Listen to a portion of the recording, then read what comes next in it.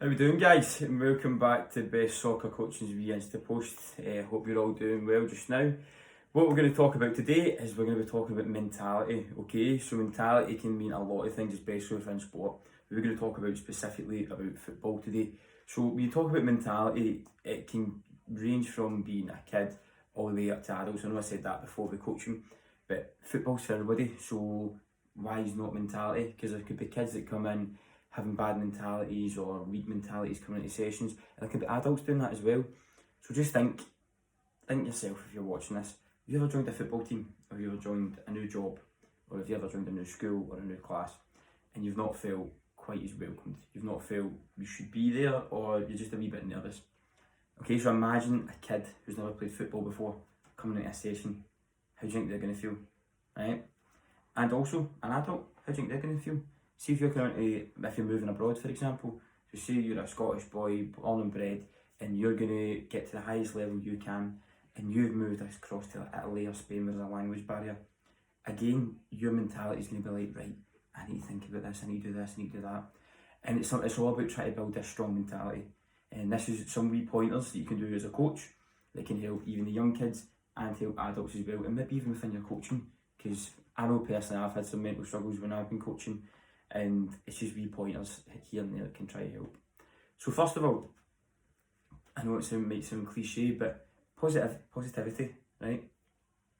So see when you're talking and you're thinking about your goals, what I used to do and what I've been taught by a lot of other coaches is I want to write them down, okay? You get visual learners, you get written learners, you get verbal learners, and it's just a wee thing, keep in the back of your mind. See if you've got a goal, you can think, right, back to that bit of paper, my goal is to go do such and such, my goal is to do this. And make a tick list, right? See if you're going to the shops, sometimes you just have a tick list, and you get bread, and you get milk, and you get eggs. This is your tick list for your life, this is your goals for your life, okay? And this will be specifically for what I know myself, specifically for coaching. So I know I've certainly got goals, like I've ticked off one of my goals, I've been abroad, I was in America coaching, that's certainly one of my goals, is to coach abroad. Another one of my goals is to get to professional level. I know that's not going to be an overnight thing, but it's something that you work to, so that's going to be back in the mind. One was to build a business. I've started that just now and try and make it as successful as we can, and hopefully you'll be along with the journey with that.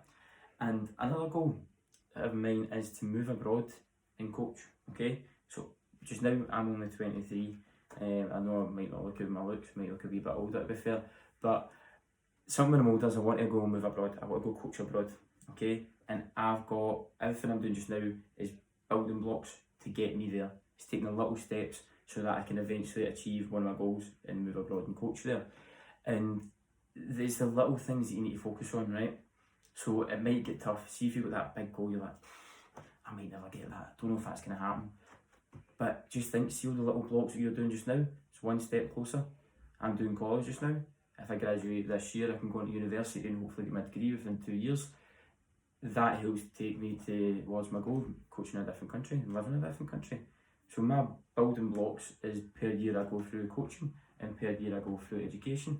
So that's what I think. I think build your little goals, and that's what's going to take you to the top and take you to your goal. Because again, might sound cliche, but you can't get to the top of the stairs without actually walking up the stairs, okay? So each step is your little building block, and at the top is your major goal, okay? So just think of it that way. Might sound daft, but little thing it might stick in the back of your head, and I might actually think, here, that daft Dale for Best Soccer Coaching said that before, that actually works. Might not, but give it a try, okay? Something we're going to talk about now is the way that managers can affect your positive and negative mental health and mental impact, okay? A little note, I was reading Sir Alex Ferguson's book, and he was talking about how David Beckham, he never admitted to a mistake, okay? So this can be a good way of dealing with mistakes as a player. He might divulge himself and do it himself, but that's one thing that Ferguson credited him to, was it was never his fault. Always said never a mistake, and that could be a mental barrier to block that out, right? I block that out, but at the same time, again, a mental barrier that you can't improve. To think that Beckham is one of the legends of football, the Ferguson still said he could get better, he still could have had that wee bit more, and that's maybe due to barriers. And that's something that I've maybe found in football myself, especially in sport as well, is when you're coming to do big tasks and you're coming to do these bits and bobs, there's a wee bit of a mental barrier there, and it's just trying about breaking through, okay? It might sound daft, but see when you come to these type of situations where you're thinking, I'm not too confident with that, I don't know if I want to do this, what is the worst that could happen, right? You go into a team, don't really settle in for the first 2 weeks, one thing clicks, you might score a goal, you might make an assist, bang, that's you in. You're now getting in with the team, and see if you get the right coaching, you will be able to get in that team straight away. That's something that I've been doing when I've been coaching, especially with young kids. If you're bringing a new kid into a session, especially if you don't know anybody, like about, oh, this is massive, like they don't really know much of the sport just yet. I come into something where it's all new people, and it's harder for kids to like develop and build social barriers, especially that young. So what I always try to do is when you get them in, you don't make an example of them, but you make sure they're included. So this goes back to what we were talking about inclusion last week. So if you're bringing someone in, bringing in this new environment, you want to make them as included as possible. Not the highlight, not that they stand out, because that'll make them feel worse, but you want to try and get them included, okay? You shouldn't be like, you just take it easy, it's you just coming in, get them right in, fire them right in, okay? That's how they can get comfortable. It's certainly how I've developed with getting comfortable. And that's how we can talk about the negatives of mental health, mental impact with football, is if you're coming in and you're trying to overload someone that's maybe not dealing with something just right just now, or with the game, or something to do with football, or maybe even their personal life, if you overload them, that might end up putting the wrong effect. It might send them backwards. So again, like we were talking about your goals, little steps, okay? If you want to help someone, little steps, okay? You don't come in and be like, oh, I can do this, blah, blah, everything, because then they're like, oh, calm down, we just came in, right? Little steps, okay? Do the little things for them, because the little things will be appreciated. Don't go too overboard, because then that'll have an effect on everybody else.